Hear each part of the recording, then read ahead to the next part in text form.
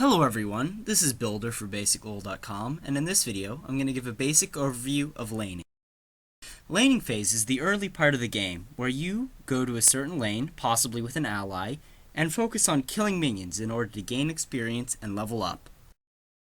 Here are a couple of terms that are good to know when thinking about the laning phase. Last hitting, or getting CS, is killing minions for gold. Killing more minions obviously gives you more gold. Trading is when you deal damage back and forth between opponents.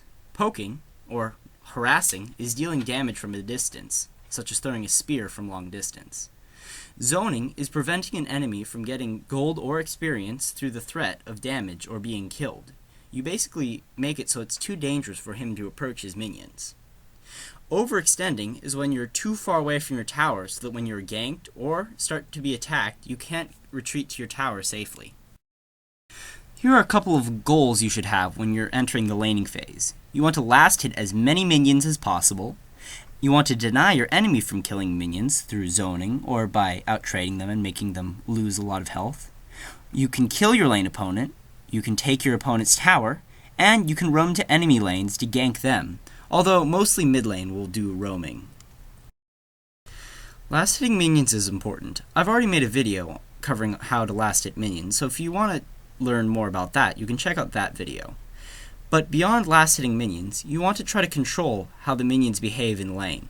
If you deal more damage to your enemy's minions than your enemy deals back, your minions will begin to push, meaning the place where they'll fight the enemy minions will move towards your opponent's tower. You want to control where the minions meet as the laning phase progresses. There are a couple of benefits of pushing lane or dealing more damage to the enemy's minions. You should push lane if you want to leave your lane, whether to recall or to gank another lane. You should push your lane if you want to gain experience more quickly, which is somewhat important in the early game, because hitting level 2 is a large power spike for a lot of champions. Also, you can push lane if you're not afraid of a gank, because pushing lane leaves you vulnerable for a gank. The opposite of pushing lane is to freeze lane.